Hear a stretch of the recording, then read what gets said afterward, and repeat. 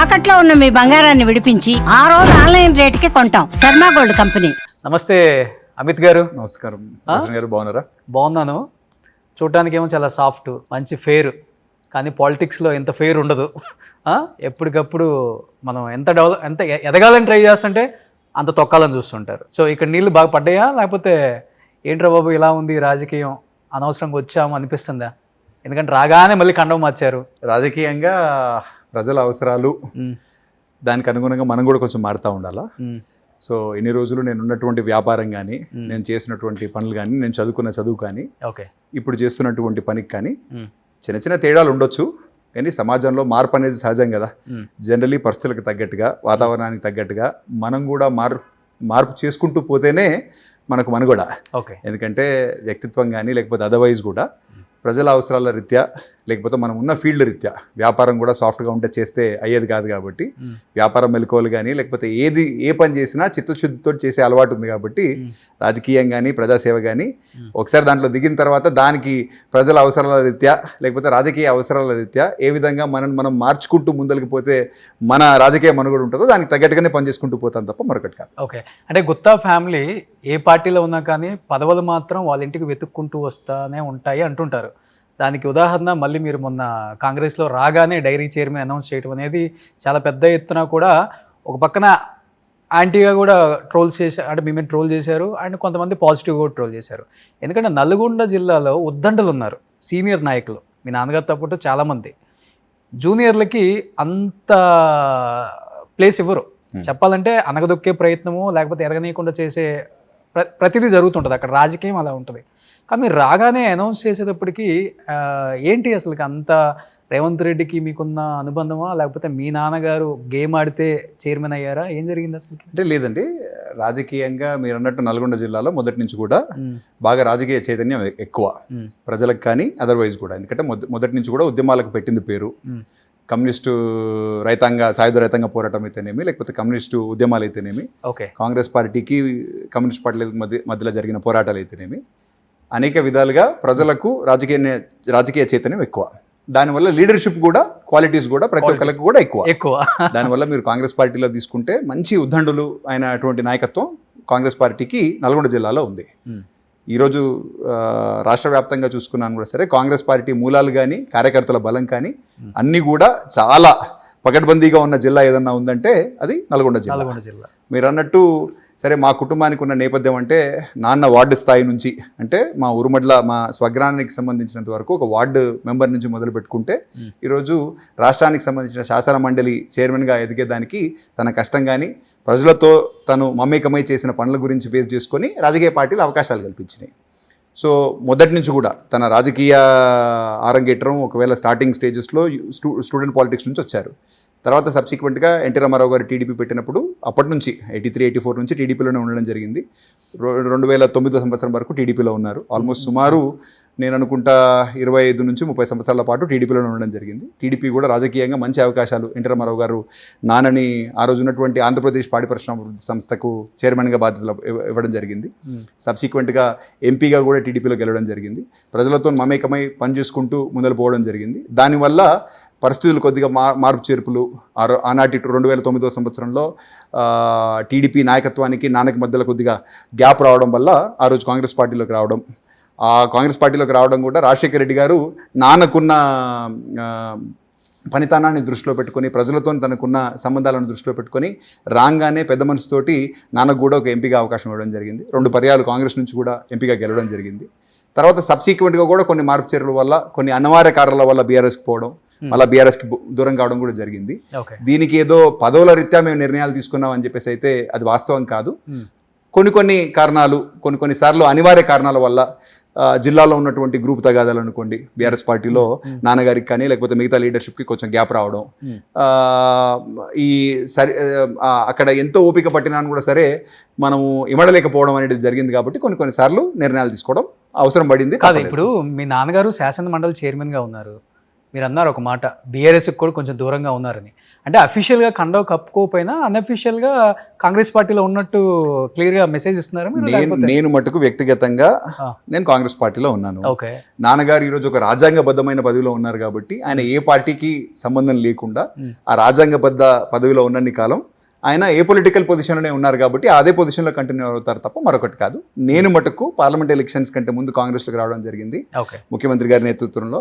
అదేవిధంగా మా జిల్లా మంత్రివర్యులు కోమటిరెడ్డి వెంకటరెడ్డి గారు కానీ లేకపోతే ఉత్తమన్న వాళ్ళ సారథ్యంలో పనిచేస్తూ ముఖ్యమంత్రి రేవంత్ రెడ్డి గారి నాయకత్వాన్ని బలపరుస్తూ వాళ్ళు ఏ బాధ్యత చెప్పినాను కూడా సరే, మా పీసీసీ అధ్యక్షులు మహేష్ గౌడ్ గారు పార్టీకి సంబంధించిన వరకు ఏ బాధ్యత చెప్పినాను కూడా నేను సిన్సియర్గా పనిచేస్తాననే చిత్తశుద్ధితో పనిచేస్తా ఉన్నా. నాకు కూడా పార్టీ అదే విధంగా అవకాశాలు కూడా కల్పిస్తాం. కేసీఆర్ గారి కన్నా కానీ ఒక 1 year 1.5 year గుత్తా సుఖేందర్ రెడ్డి గారే పెద్దోళ్ళు, అంతేనా? లేదండి, ఇద్దరి వయసు కూడా ఆల్మోస్ట్ సేమ్. నాన్న కొద్దిగా చిన్న. అంటే రాజకీయాల్లో ఫస్ట్ నుంచి చూస్తున్నారు నాన్నగారు, 40 సంవత్సరాలు రాజకీయం చూశారు. కేసీఆర్ గారిని అన్ని పార్టీలు అంటే టీఆర్ఎస్ పెట్టిన దగ్గర నుంచి లేకపోతే తెలంగాణ ఉద్యమం నుంచి అధికారంలోకి వచ్చిన 2 terms కూడా చూశారు. అంటే గుత్తా సుఖేందర్ రెడ్డి గారికి కేసీఆర్కి మధ్య మిత్ర సంబంధం అని చెప్పుకోవచ్చు. అలాంటి గుత్తా సుఖేందర్ రెడ్డి గారికి కూడా కేసీఆర్ గారు అపాయింట్మెంట్ ఇవ్వని స్టేజ్కి వెళ్ళిపోయారు. అంటే గుత్తా సుఖేందర్ రెడ్డి గారిని అసలుకి ఫుల్గా రిజెక్ట్ చేసింది పార్టీ కూడా. ఆయన కలవద్దు, ఆయనకు అపాయింట్మెంట్ ఇవ్వద్దు, ఆయన అసలు బీఆర్ఎస్ భవన్లోకి కానీ లేకపోతే నా ఇంట్లోకి కానీ రానివ్వద్దు అనే సంకేతం కూడా వచ్చింది బయటికి. ఎందుకు అంత పెద్ద డిసిషన్ తీసుకున్నారు కేసీఆర్ గారు అంటే ఏమని చెప్తారు? అంటే మీరు అనుకున్న దాంట్లో నాన్నగారి మీద వ్యక్తిగతంగా వాళ్ళు దూరం చేశారు, ఆర్ కేసీఆర్ గారు బీఆర్ఎస్ పార్టీ ఆఫీస్కో లేకపోతే ప్రజాభవన్కో అంటే ఆ రోజు ఉన్నటువంటి ప్రగతి భవన్కో పోకుండా నియంత్రణ వ్యవస్థ ఏదో మనొక్కళ్ళ మీద ఆర్ నాన్నగారి మీద ఒక్కళ్ళ మీదే ఉందని చెప్పేసి అయితే నేను అనుకోవట్లేదండి. ఆ రోజు ఉన్నటువంటి రాజకీయ వాతావరణంలో కేసీఆర్ గారు 2వ సారి గెలిచిన తర్వాత ఆయనకున్న నాయకత్వ లక్షణాల్లో ఒకటి ఏంటంటే చుట్టూతో ఒక ప్రైవేట్ కోటరీ ఏర్పడ్డది. ఆ కోటరీకి సంబంధించినంత వరకు కవిత గారు చెప్పారు చుట్టూ కొంతమంది దయ్యాలు వచ్చేసారు. అది దయ్యాలా ఇంకేదన్నా అనేది నేను చెప్పలేను. సొంత కూతురే చెప్తుంది ఏదైతే ఉందో అది డెఫినెట్లీ ప్రజల ముందు ఉంది కాబట్టి కొత్తగా నేను దాని గురించి చెప్పవలసిన అవసరం లేదు. కానీ ఒక కోటరీ ఏర్పడ్డది. ఆ కోటరీ ఏర్పడిన తర్వాత కేసీఆర్ గారిని వాళ్ళు ఎప్పుడు కూడా బయట వాళ్ళతోని బయట నాయకత్వంతోని లేకపోతే జిల్లాకున్న నాయకులతోని కానీ కలవాలన్నా వాళ్ళు ఒక ఫిల్టర్ లాగా పనిచేసేదాన్ని. ఆ ఫిల్టర్ దాటుకొని కేసీఆర్ గారిని కలవాలంటే కొంచెం కష్టసాధ్యం అయ్యే పని కాబట్టి 2 పేర్లు చెప్తారు ఆ కోటరీలో. అంటే మీకు మీడియాలో అందరి ముందు కనబడే కోటరీ మా జిల్లాలో ఇప్పుడు జగదీష్ రెడ్డి గారు ఉన్నారు. జగదీష్ రెడ్డి గారు న్యాచురల్లీ మా జిల్లాకు సంబంధించిన బీఆర్ఎస్ కి సంబంధించిన ఈ రోజు ఉన్నటువంటి నాయకులు కానీ లేకపోతే ఆ రోజు ఉన్నటువంటి ఎమ్మెల్యేలు కానీ ఎవరు కూడా కేసీఆర్ గారిని కలవాలంటే జగదీష్ రెడ్డి గారు త్రూనే కలవాలి. ఆర్ ఆ రోజు ఉన్నటువంటి ఇప్పుడు సంతోష్ గారు ఉన్నారు, సంతోష్ గారిని త్రూ కూడా నే కలవాలి తప్ప అదర్వైజ్ కేసీఆర్ గారిని డైరెక్ట్ కలిసే అవకాశం కానీ లేకపోతే అది వీలు లేకుండా ఉన్నటువంటి పరిస్థితి.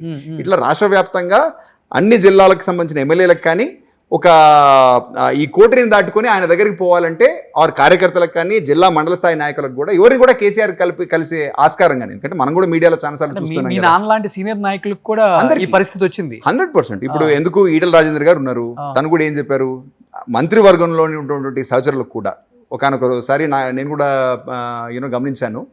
అంటే పర్సనల్గా నేను చూడలేకపోవచ్చు. ఆనాటి హోంమంత్రి మహమూద్ అలీ గారు కానీ ఈటల రాజేందర్ గారు కానీ ఇట్లా పెద్ద పెద్ద మహానాయకులు ఎవరైతే ఇక ఈ బీఆర్ఎస్ పార్టీకి సంబంధించినంత వరకు మేము ఒక ఫౌండర్స్ ఈ జెండా మోసిన వాళ్ళం, ఈ పార్టీని పెట్టడంలో మా ఫౌండేషన్ నుంచి మేము ఉన్నామని చెప్పుకునేటటువంటి వాళ్ళు కూడా కేసీఆర్ గారిని కలవాలంటే వాళ్ళు కలవలేకపోయే పరిస్థితి ఉంది. కాబట్టి నాన్న కూడా దాంట్లో ఒక మెంబరే తప్ప అదర్వైజ్ అయితే ఇంకోటి అయితే కాదు. కాబట్టి ఇదేదో వ్యక్తిగతంగా తన మీద ఏదో కక్షపూరితంగా వ్యవహరించారని చెప్పేసి నేనైతే అనుకోను. బట్ ఆ కోటరీ అట్లా ఏర్పడ్డది. ఆ కోటరీని దాటి ఎవరు కూడా ముందలు పోయే పరిస్థితి లేదు కాబట్టి అది సాధారణంగా జరిగిన అంశం. అంటే నాన్నగారు బాధపడ్డారా, ఇంపార్టెన్స్ ఇవ్వట్లేదు పార్టీలో? అంటే డెఫినెట్లీ మనం కలుద్దామనే ప్రయత్నం చేసినప్పుడు మనం ఒక పార్టీలో పనిచేస్తున్నప్పుడు సీనియర్ నాయకుడిగా సుఖేందర్ రెడ్డి గారు ఉన్నప్పుడు, ఒక కౌన్సిల్ చైర్మన్గా సుఖేందర్ రెడ్డి గారు ఉన్నప్పుడు పార్టీకి సంబంధించిన నాయకత్వాన్ని కలుద్దామనే ప్రయత్నం చేసినప్పుడు కలవడం అనేది ఏ నాయకుడు, ఎందుకంటే ఒక రాజకీయం కానీ లేకపోతే ఏ నాయకుడికైనా ప్రజలతో సంబంధం లేకపోతే ప్రజలు ఏం కావాలని కోరుకుంటున్నారో వాళ్ళ అవసరాలు ఏంటి అనేది ఎట్లా తెలుస్తుంది? ఎందుకంటే ఆయన ప్రజల్లో నుంచి పుట్టిన నాయకుడు మళ్ళీ కరెక్టే. మరి అట్లాంటి ఆయన రాష్ట్రానికి సంబంధించిన ఒక నేతగా ఆవిర్భవించిన తర్వాత ఒక ఉద్యమ నాయకుడిగా ఉన్నటువంటి కేసీఆర్ గారు ప్రజలతోని సంబంధాలు ఎప్పుడైతే తెంచుకుంటారో అప్పుడు ఆటోమేటికలీ తన ఇంకా అక్కడి నుంచి పతనమే కదా.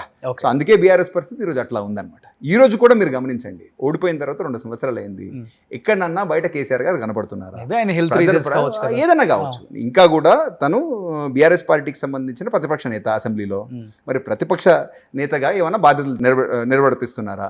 ఈ రోజు కూడా ప్రజలకు అందుబాటులో ఉంటున్నారా లేదా అనేది ప్రజలకు తెలుసు. మీరు కూడా ఒకసారి ఆలోచన చేయండి. కానీ మీరు కూడా ఆ కండవ కప్పుకొని వచ్చారు కదా.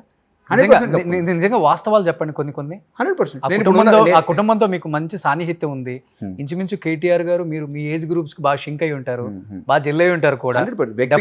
వ్యక్తిగతంగా నేను కేటీఆర్ గారితో కలిసి పనిచేశాను, హరీష్ రావు గారితో కలిసి పనిచేశాను. వాళ్ళతో నాకు సాన్నిహిత్యం ఉండింది. సరే ఇప్పుడంటే గడిచిన 2 సంవత్సరాలుగా నేను కాంగ్రెస్ పార్టీకి వచ్చిన తర్వాత కలవడాలు కానీ లేకపోతే ఆ గ్యాప్ ఏర్పడ్డది అనుకోండి. బట్ బీఆర్ఎస్ పార్టీలో ఉన్నప్పుడు డెఫినెట్లీ వాళ్ళతో క్లోజ్గానే మూవ్ అయ్యాను. 100% వాళ్ళ వ్యక్తిగతంగా మంచి చెడ్డ ఏంటి సంగతి, ఎవరి క్యారెక్టర్ ఏంటి అనేది అన్ని కూడా నేను తెలిసిన వాడిగానే ఉన్నాను తప్ప ఇంకోటి కాదు. కానీ మీరు కొన్ని సందర్భాల్లో మాట్లాడారు, పదవులు ముఖ్యం కాదు, ప్రజాసేవే నా లక్ష్యం అన్నారు. మరి కొంచెం వెయిట్ చేయొచ్చు కదా.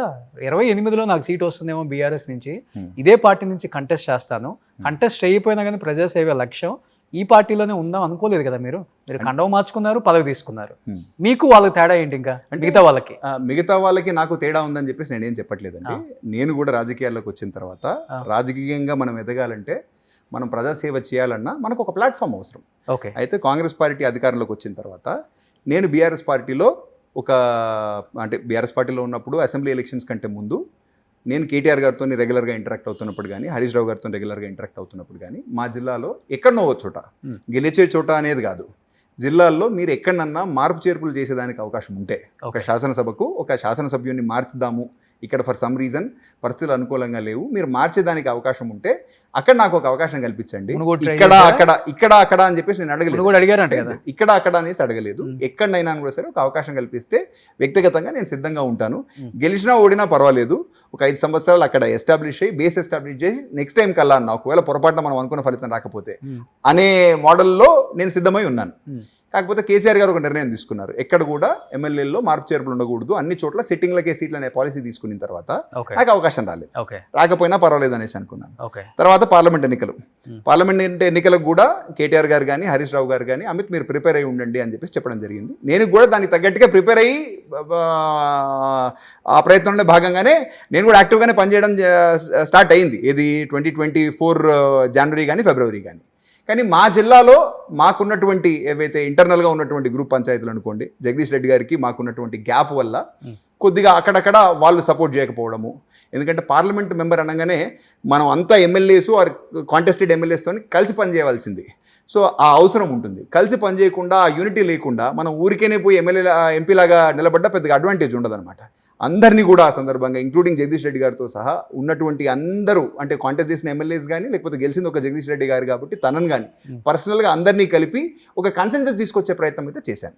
కాకపోతే పార్టీ కరెక్ట్ టైంలో నిర్ణయం తీసుకోలేదు. జనవరి మొత్తం వెయిట్ చేసిన, ఫిబ్రవరి మొత్తం వెయిట్ చేసిన, మార్చి మాసంలో ఇంకా ఏప్రిల్లో ఎన్నిక వచ్చేస్తుంది అని అనుకున్నప్పుడు ఆ 1 మంత్ టైమే, ఇంకో 4 వీక్స్ టైమే ఉంది.